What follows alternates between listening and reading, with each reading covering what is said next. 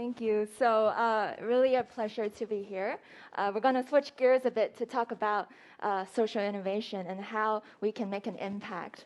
But right now I have Francis here with me online. I'll pass it to him to maybe make an introduction to this topic. Yes, I'm sorry that I'm not feeling very well, so I cannot come in person. But hi, everyone. Thank you, Andrey, Tony, and Victor for participating in this section. So my dear colleague, Tiffany, was going to moderate most of the questions later on. But I think why we are here at this forum, I think it's in the last 20 to 30 years globally, there is a small group of people, they call themselves social entrepreneurs. They're trying to make a difference in the world. Sometimes we call them change makers. In terms of some of the social issues, they're trying to bring some of the profit model or revenue model, trying to solve the problems in a sustainable way. But I think all the more in Hong Kong as well, we have been trying so hard. After these few years, I think what is concluded is very clearly it's we're too small, whether we're fast enough in tapping with the big problem that we have right now, no matter on the environmentally and socially. So I think, but right now, the good thing about that, it's while we are taking these social challenges to many of different sectors, business sectors, more traditional nonprofit sectors, or even the startup people, they think that, hey, maybe we can help out too. So I would say right now, it's like there is a big hole out there. How to solve the problem, fill that hole, we don't know yet. But I think that's our purpose coming here today. Startup, while we are thinking about our venture way forward, can we also put the impact flavor into our work? I think that's why we are here. So I think way forward, to preview a little bit, I think we are going to have a series of collaborations with Cyberport, try to bring startup to go social. So I think I'll leave it to the panel here to talk a bit about their experience in the last few years. And also thank you, Tiffany, for helping out the moderator. Thank you very much. Yeah. I think riding on Francis, what Francis was saying, it's really been a very encouraging time for us at SVHK in the past 2 years.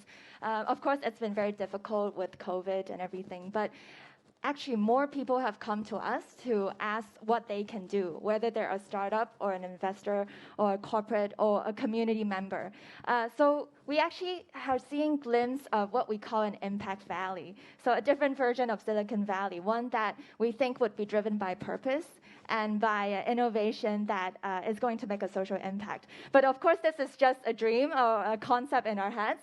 Today, we have 3 friends and partners from our network to have a candid conversation about whether we can actually build an impact valley in Hong Kong. I have Andrey here with me, Managing Director of CVC Capital Partners, and Tony from Peterson Group, and Victor from Bridge AI. So perhaps we can start this conversation with Andrey and Tony. Impact investing is such a buzzword these days. We do see that a lot of investors are looking into opportunities to utilize their capital for good. But you guys are really on the field. What are your observations on this? Like, what is the appetite for investors to go social? And are startups actually, capturing this opportunity to partner with them to scale their impact in businesses? Thank you.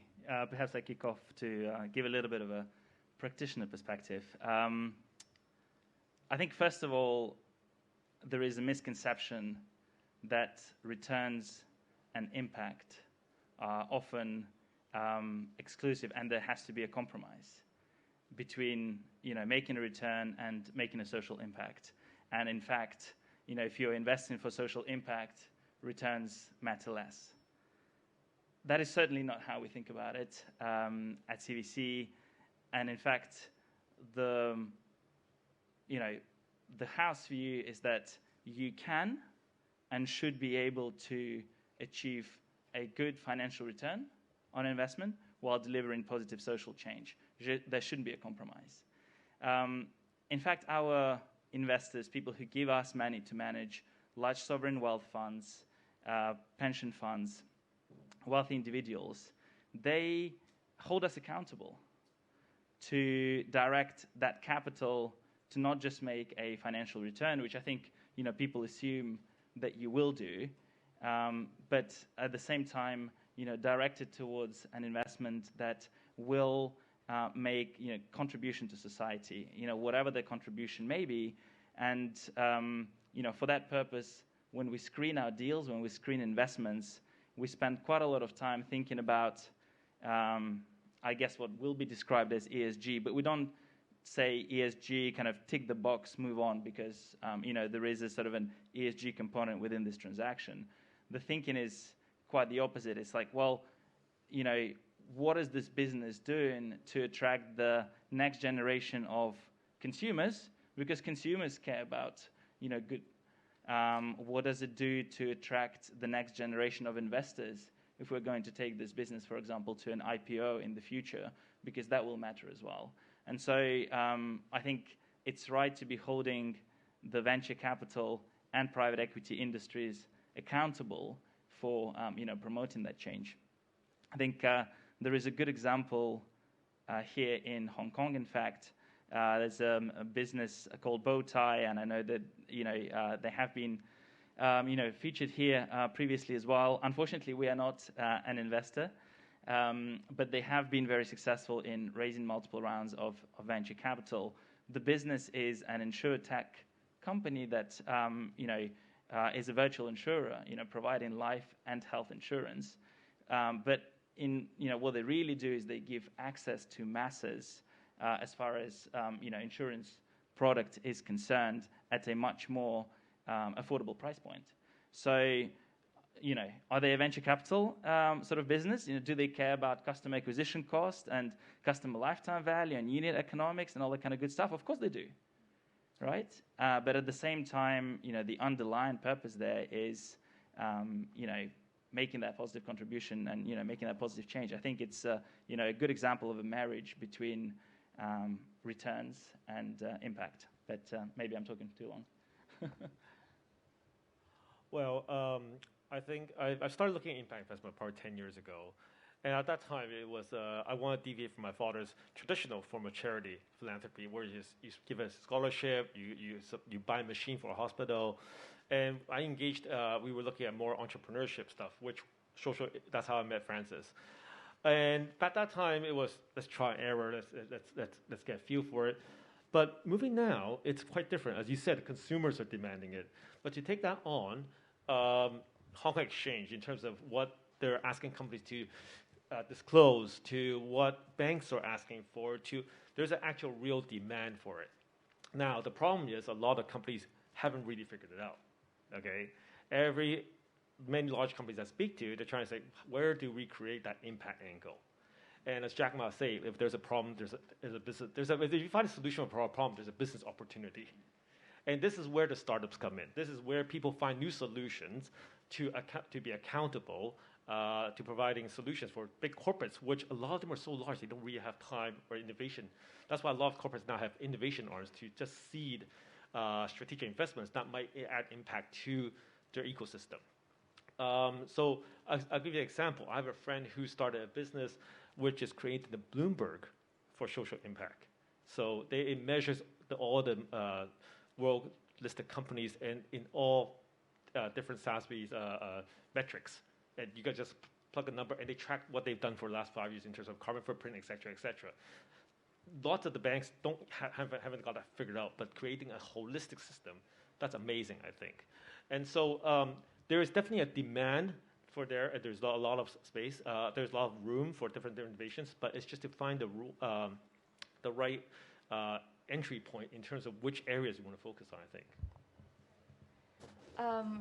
I heard a few things. I think I've heard that there's definitely demand, but then it requires an ecosystem kind of collaboration and support, say, where the startups can also see this as an opportunity to integrate impact in their business, and how they can communicate that with investors as well, and how those systems can be in place to facilitate this to happen. And I have Victor with me here, who can speak more from a startup standpoint, because I do know that, we've met last year at the Asia Social Innovation Award, and you came with a very strong social vision, but also a vision to grow your business as well. So in your perspective, was it difficult to balance between profit and purpose, or is there actually no contradiction and one can help the other? Yeah, maybe let me give a little bit more background about Bridge. So we are providing educations for special education children. We provide behavioral therapy for them. We run 2 education centers in Hong Kong. And in 2019, we start to utilize technology. So we start up with the Bridge AI, develop an AI system to provide, to train up semi-professional people to become a therapist and to provide services for the parents. Indeed, when we are thinking about using technology at that point, we are not only thinking about making profit, but also with the purposes. And when we design the system, we are not only thinking about ourselves, our centers using that technology, but we think about collaboration. We think about how we could implement that system within other NGOs, other setup, so that I think most importantly is when you are planning for a startup and then you are looking for something new with the social impact. I think that is what you need to start with is you need to think about you need to think about how to make use of others' collaborations, like what corporate needs or other business is need. I think that's quite important. Right, and in that process, what was your experience working with investors and communicating your value, your impact? And I'm sure there has to be a lot of changes to be made, especially during these 2 years, to pivot your directions. Actually, currently, in fact, I'm the sole investor of Bridge, so that I think, but I need to think about there's a lot of stakeholders around what we are doing, like my employees and also the customers that we are serving, like the parents. And right now with the Bridge AI system, we are also working with the schools and NGOs. So first of all, I think when we are designing that system, the Bridge AI system, we think what they need, and that could, they are willing to pay for the system, and how that system is able to be, able to help them out, and then to lower the workload for that. So what we are doing is we need to have a business mind in order to do some social impact, and then at the same time we are also using our strength in order, because we are doing education, using our strength in order to achieve that part. Yeah, so I think the way that we want to think about Impact Valley is that it is an ecosystem, and it requires a lot of, whether that's from the talent side or the resource side, the capital side, it requires effort for everyone to put in and to take part. But let's say if we were to paint the picture of this Impact Valley, and or in more simpler words, a more enabling environment for purpose-driven entrepreneurship and startups. If there's a roadmap, what do you think is the first step, or perhaps a missing gap that we could start working on to work towards this vision? Well, it's a tough question. I'll have a go. So, I mean, if you're going to think about what the purpose is, and what you guys are looking to achieve, which I think is great, by the way, but it does require a lot of people to play ball, right? So, what do you need in order for that ecosystem to work? One, talent. And, I think here on the stage we have, an example of, Hong Kong talent, and there's certainly no shortage of, talented, motivated people who want to do good, but at the same time have a business mind and are prepared to, put that into a business model, right? So you have that foundation. I think we can do more to promote people to come and build businesses that are not just built on profit, but on purpose. Two, you need capital. I mean, there's never enough capital. I think everyone in the room will probably agree. You can never have enough capital. There are obviously, venture capital firms out there, but, we think that you need to promote more capital to come into the, the social space to really kind of, make it a sort of self-fulfilling kind of prophecy. You do need one important factor that I think Tony touched on earlier, and that is corporate support, right? There's so many corporates out there with budgets, with capital, with people, with resources, but, they operate, a lot of them operate in business models from 10, 20, 30, 40 years ago, right? Not a lot has changed in how they do that.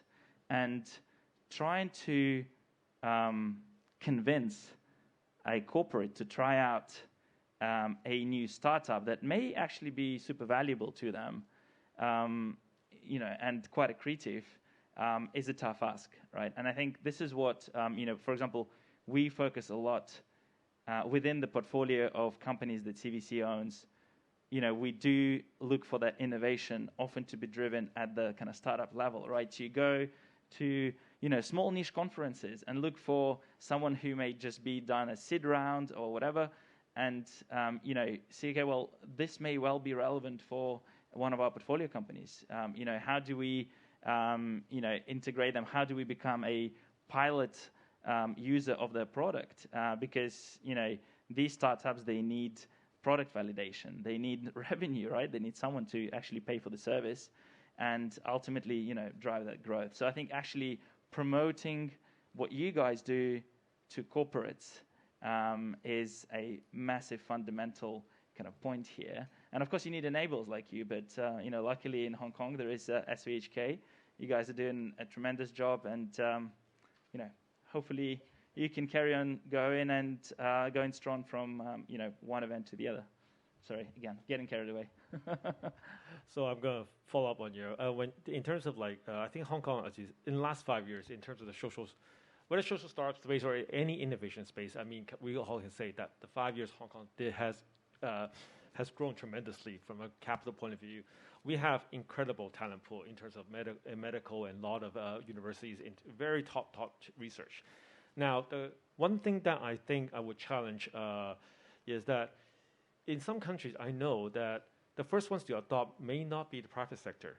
If I'm a manager in a company, and if you ask me to try this product new, I'm worried about, am I going to get responsible for the failures? Now, in some countries, I know the first ones who try is the government.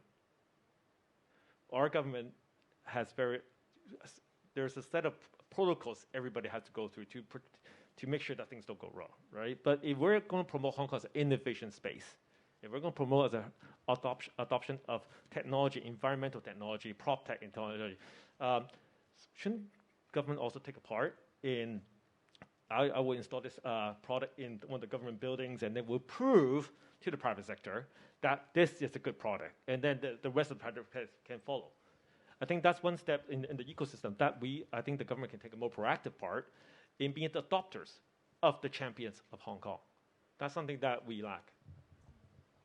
So as a startup, I think we always have ideas. We always have creativities.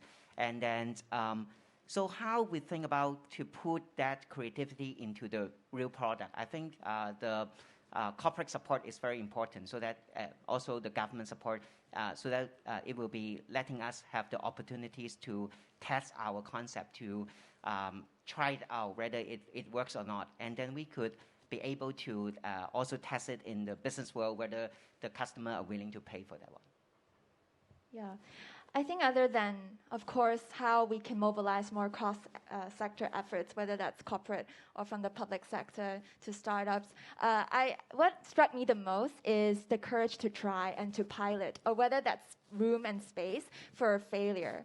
So I think that's at the key of innovation, right? If we can encourage not just management level, but the people who work for us to also look more creatively at startups that may fail, but then have the potential to make an impact. I think that would be a very important step for all of us.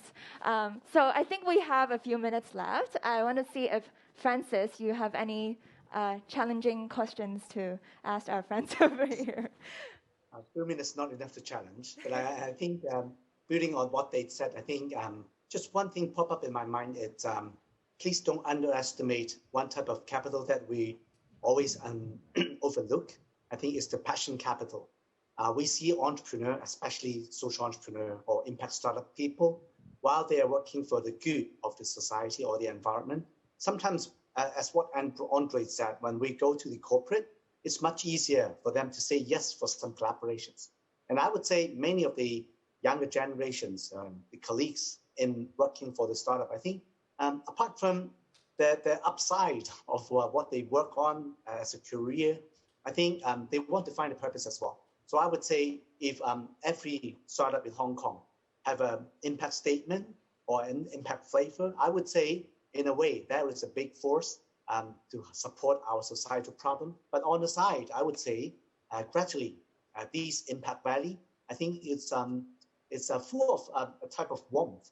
I think in Cantonese, 有返種溫度, I think it's very important. I think it's not just the cold thing about money, about raising fund. I think that's what we want to foresee.